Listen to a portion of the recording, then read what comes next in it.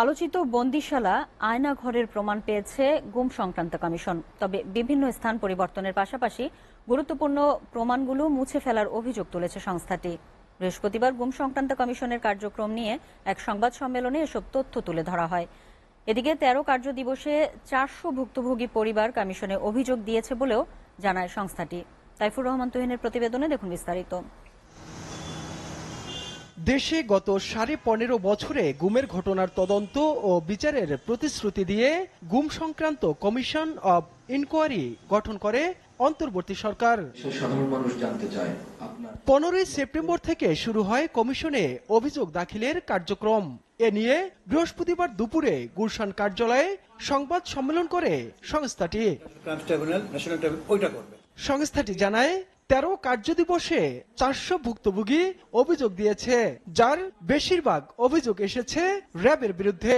এছাড়াও DB, CTTC, DGFI এসব আইন শৃঙ্খলা বাহিনীর বিরুদ্ধেও অভিযোগ রয়েছে।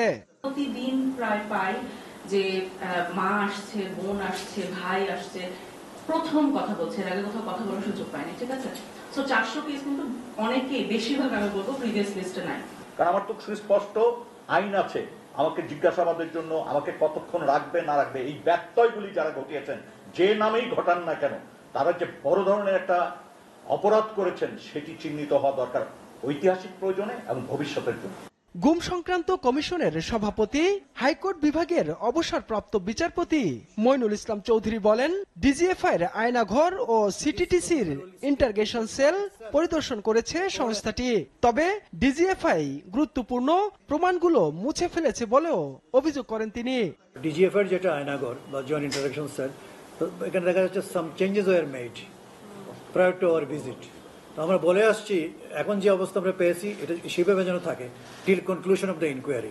যাদের বিরুদ্ধে অভিযোগ আছে তাদের তলব করা হবে, সাড়া না দিলে আইন অনুযায়ী ব্যবস্থা নেওয়ার কথাও জানায় সংস্থাটি। তলব করব, যদি আসতে না পারে আইন অনুযায়ী যা হওয়ার তাই হবে। Taifur Rahman Tuhin, SA TV, Dhaka.